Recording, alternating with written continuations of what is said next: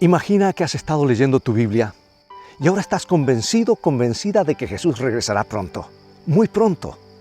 ¿Crees que verás a Jesús y sus ángeles en un día específico? ¿Puedes imaginar eso? Toma tu Biblia y mantente en sintonía.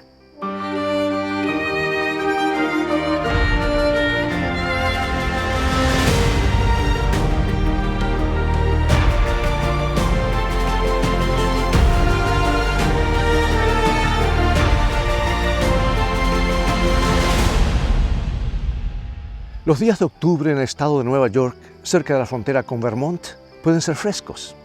La vida a mediados del siglo XIX es muy difícil, especialmente si tienes puntos de vista peculiares en cuanto a tu fe. Y cuando eres un millerita, seguidor del predicador bautista William o Guillermo Miller, estás en desventaja. Aunque no estés completamente solo o sola, ya que Miller tiene decenas de miles de seguidores, aún así todavía lo estás. Pero nada de eso importa, porque Jesús está volviendo en apenas unas semanas, en pocos días, mañana, en apenas unas horas. A medida que se acercaba el 22 de octubre, los milleritas o adventistas estaban más que entusiasmados. Esas eran personas comunes, trabajadoras y fieles. ¿Y Jesús estaba volviendo? ¿Mañana? Guillermo Miller había predicho que Jesús volvería en 1843. Esto no sucedió, pero luego volvió a calcular y dijo que la segunda venida ocurriría en la primavera del 1844. Eso tampoco sucedió. Los milleritas estaban dudosos hasta que un hombre llamado Samuel Snow calculó que Jesús regresaría el 22 de octubre de 1844. Guillermo Miller era un hombre racional, no era un fanático. Él estudiaba la Biblia profundamente, pero estaba equivocado. Tenía razón acerca de muchas cosas, pero no tienes que estar equivocado para arruinar una predicción sobre la segunda venida de Jesucristo. Y mientras él estudiaba la Biblia, llegó a Daniel 8:14 que dice: hasta 2300 tardes y mañanas, luego el santuario será purificado. Miller estaba convencido de que estaba mirando una profecía sobre la segunda venida de Cristo, basada en la idea prevaleciente de que el santuario representaba la tierra. Él pensaba que la tierra sería purificada cuando Jesús regresara por segunda vez. ¿Qué otra cosa podía significar? Y al observar las Escrituras, determinó que un día representa un año en la profecía bíblica. Y eso es cierto, así como una bestia que simboliza un reino o una mujer simboliza una iglesia. Y Miller concluyó que Jesús regresaría al cabo de 2300 años. Oh, si tan solo pudiera saber cuándo comenzó ese periodo, entonces podría saber cuándo terminaría. Y Miller encontró el punto de partida. El capítulo 9 de Daniel pronuncia un decreto. Desde la salida de la orden para restaurar y edificar a Jerusalén. Miller encontró ese decreto en el capítulo 7 del libro de Esdras. Fue emitido en el año 457 a.C. por el emperador medo-persa Artajerjes. Así que el punto de partida comienza en el 457 a.C.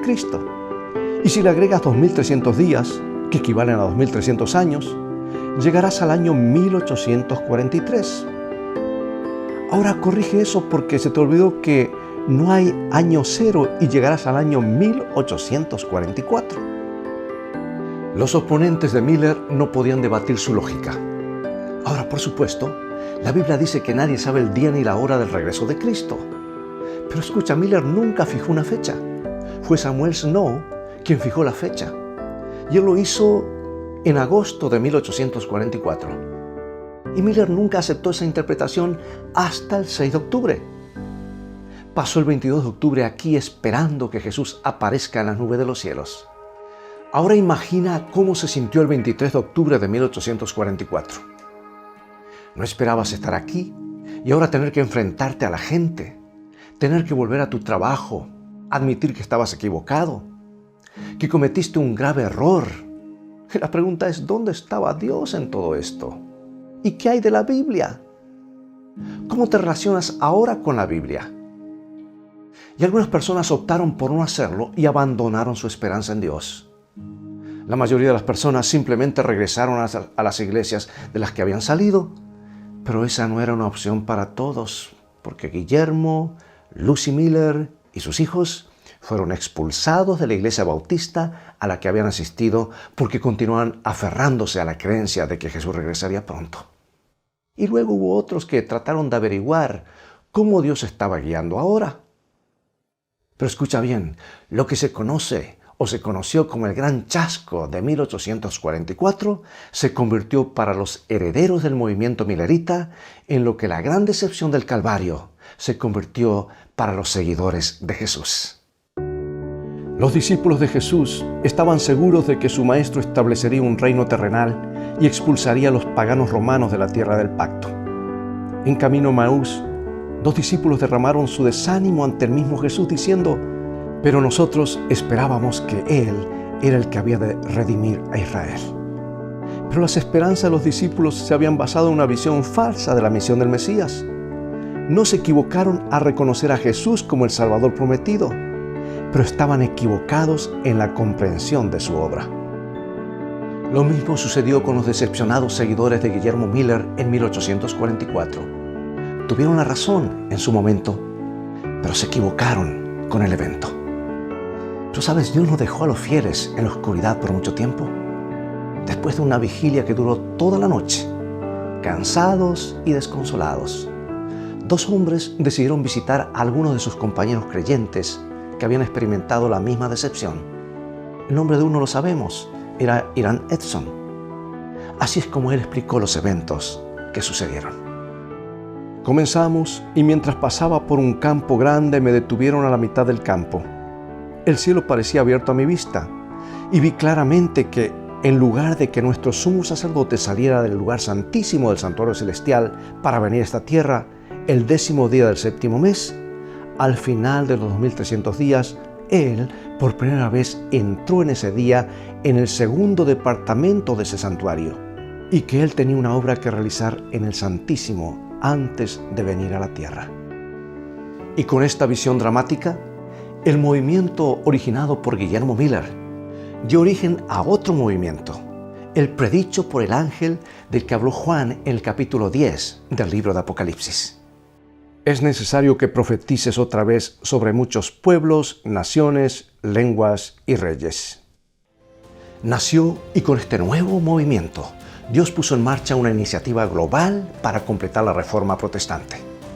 Volveré con más en unos instantes.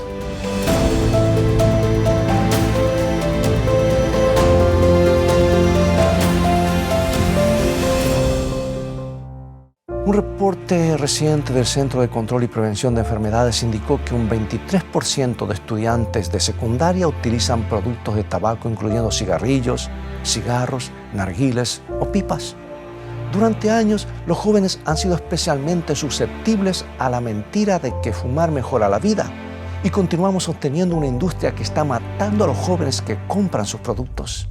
Lo último que Dios desea es que seas un adicto sin esperanza, algo que te está matando lentamente. Hay quienes argumentan que no existe en la Biblia ningún versículo que hable del cigarrillo, pero no significa que el principio no esté presente. No es la voluntad de Dios que fumes, no estás obligado a fumar, aún tienes la posibilidad de elegir. Deja de poner excusas y busca la ayuda que necesitas. Puedes tener la seguridad de que si llevas este problema a Dios en oración, Él te responderá. Guillermo Miller se convirtió en el líder de un movimiento después de haber estudiado la Biblia y haber compartido lo que encontró. Él y otros creyeron que Jesús volvería en 1844 y se basaron en una profecía que decía que el santuario sería purificado. Jesús no regresó en 1844.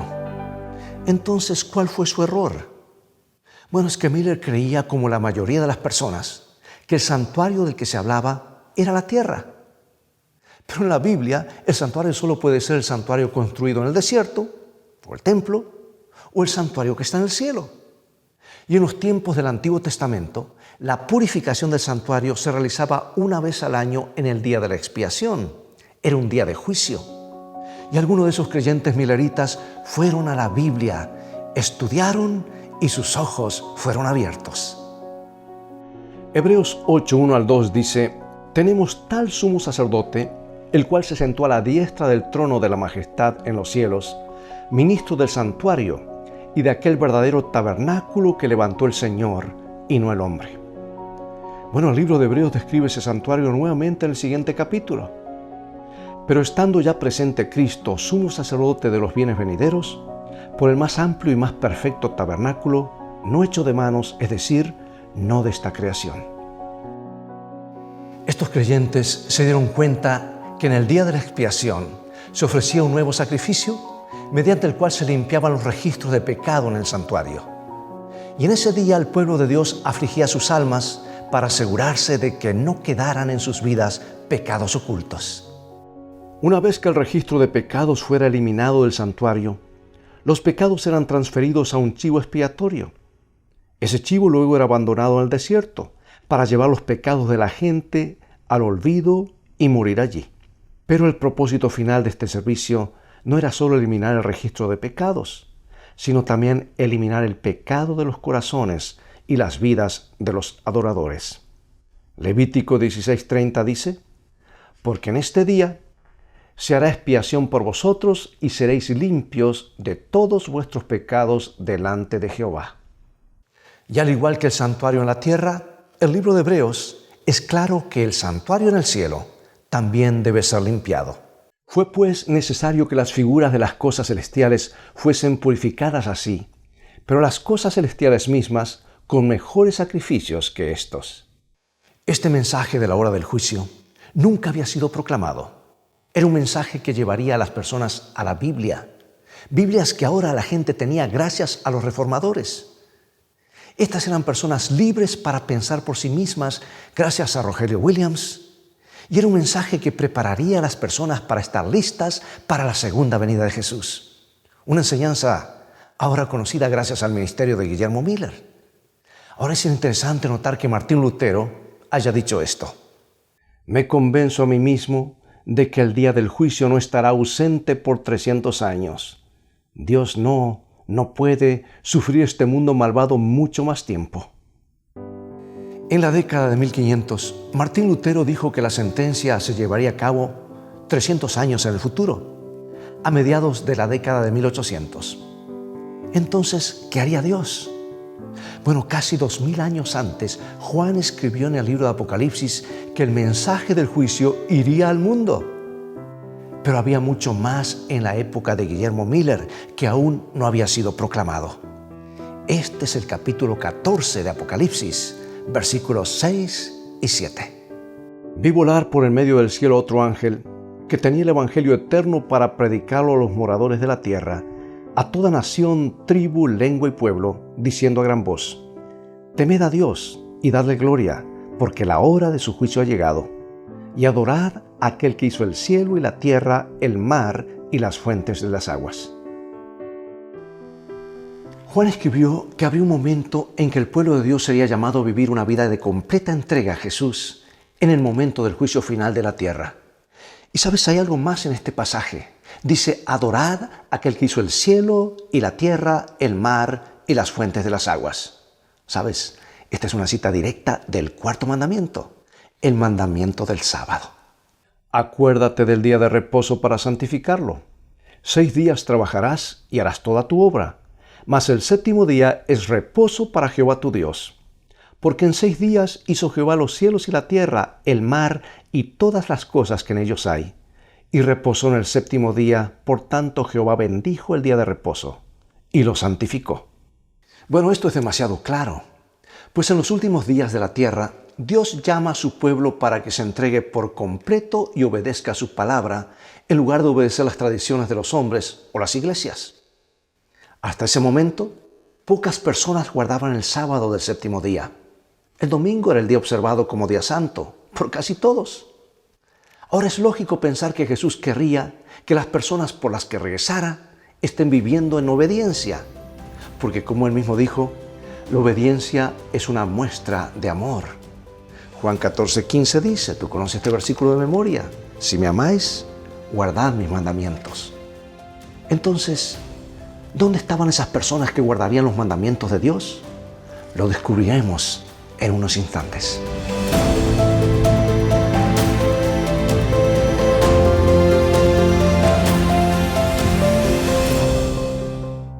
La iglesia debería ser un refugio que nos resguardara de la corrupción del mundo, un lugar donde nuestra fe se edificara cuando otras cosas estuvieran tratando de derribarla.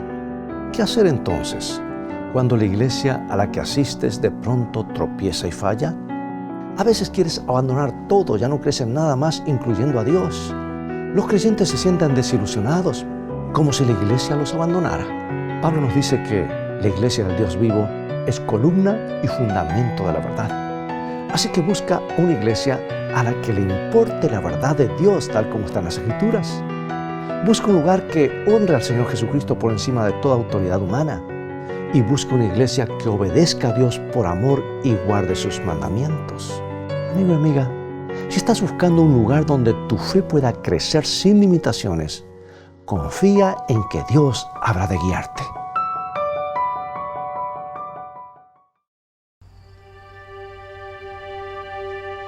Raquel Oakes vivió aquí en Washington, New Hampshire, en 1844.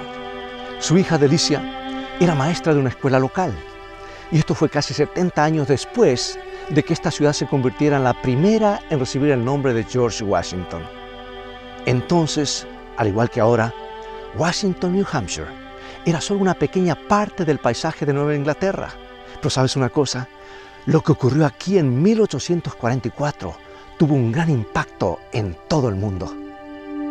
Raquel asistía a esta iglesia pastoreada por un hombre llamado Federico Wheeler, quien había aceptado las enseñanzas de Guillermo Miller y participó activamente en la predicación de la doctrina de la Segunda Venida.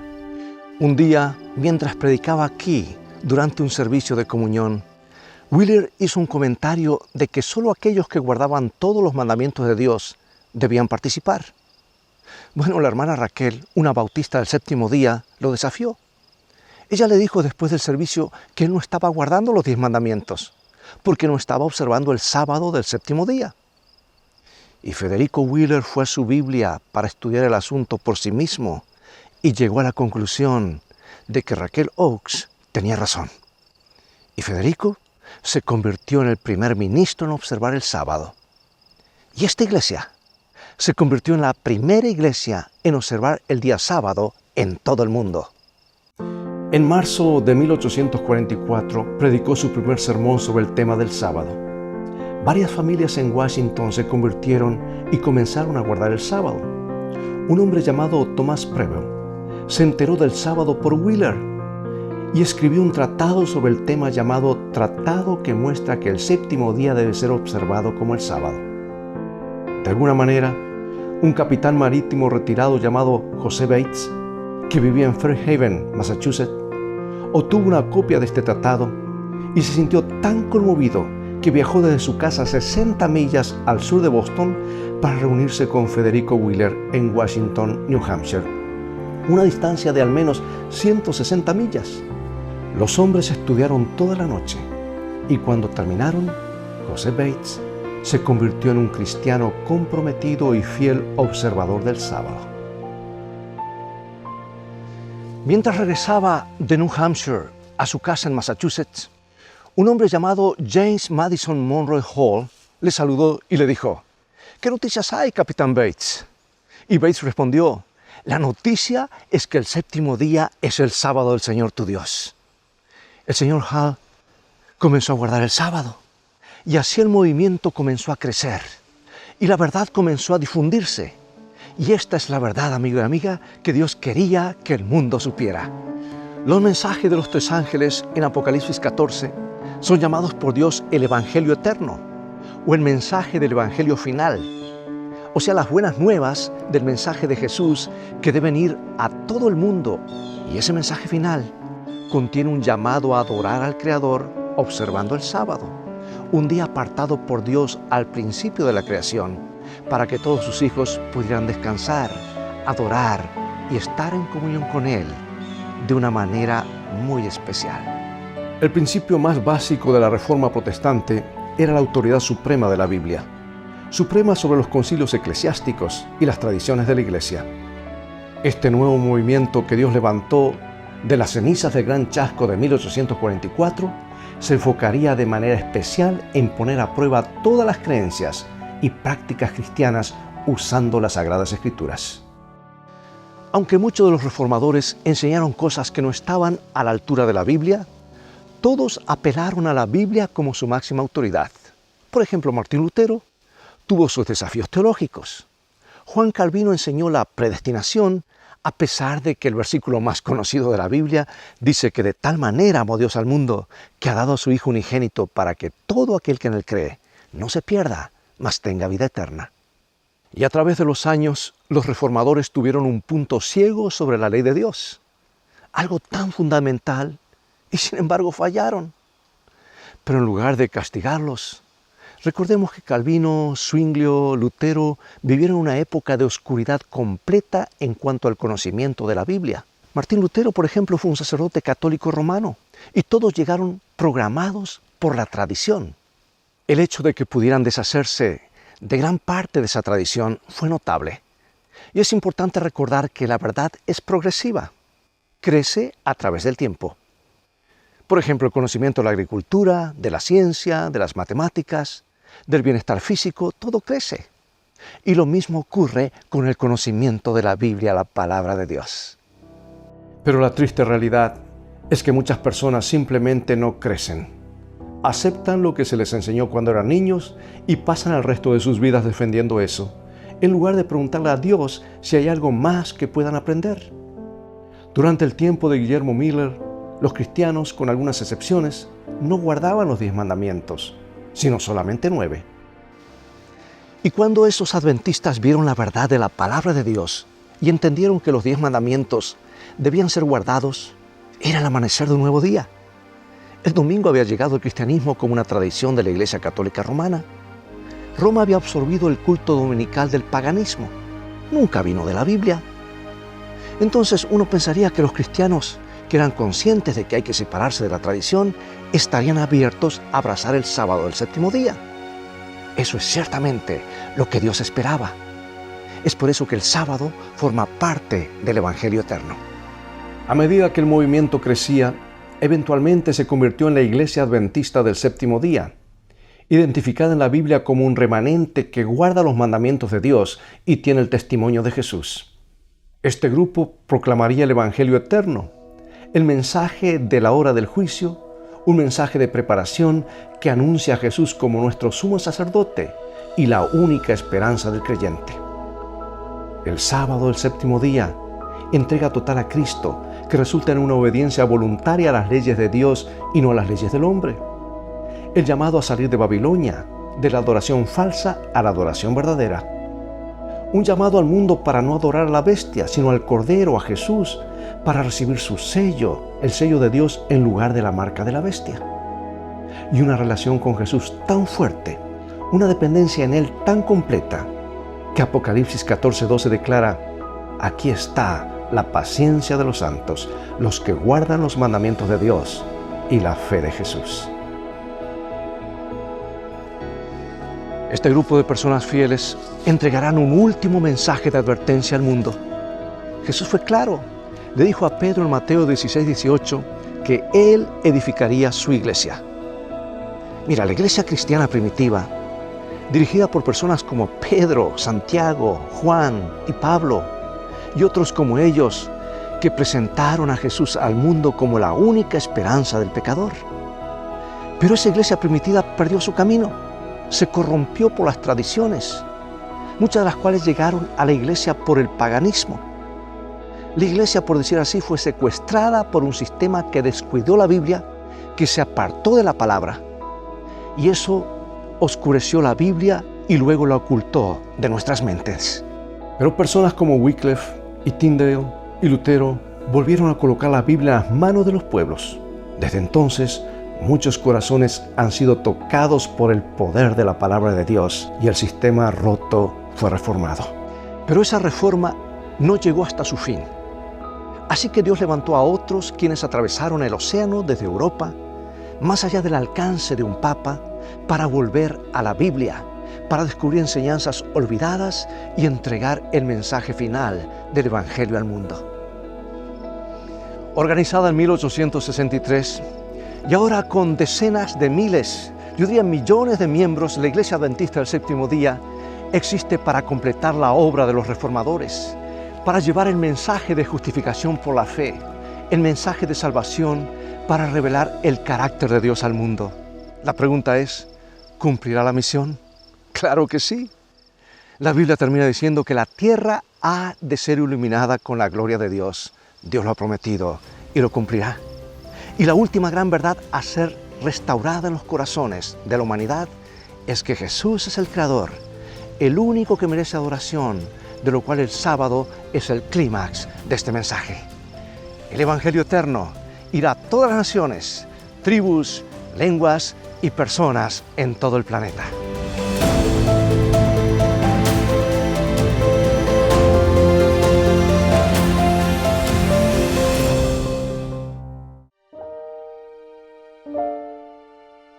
La fe debe morar en el seguidor de Cristo. Porque sin esto es imposible agradar a Dios.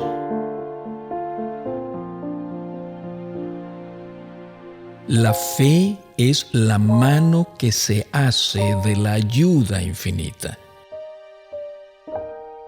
Es el medio por el cual el corazón renovado late al unísono con el corazón de Cristo.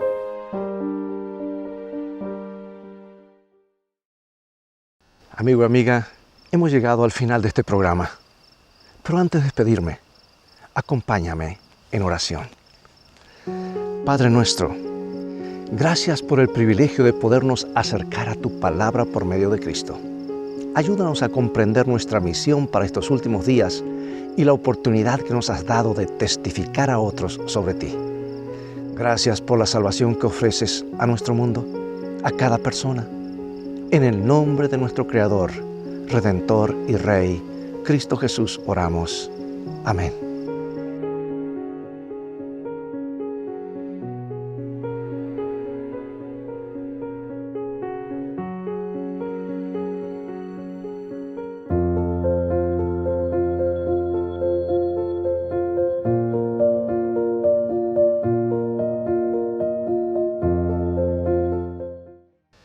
Amigo y amiga, espero haya sido inspirada por este programa.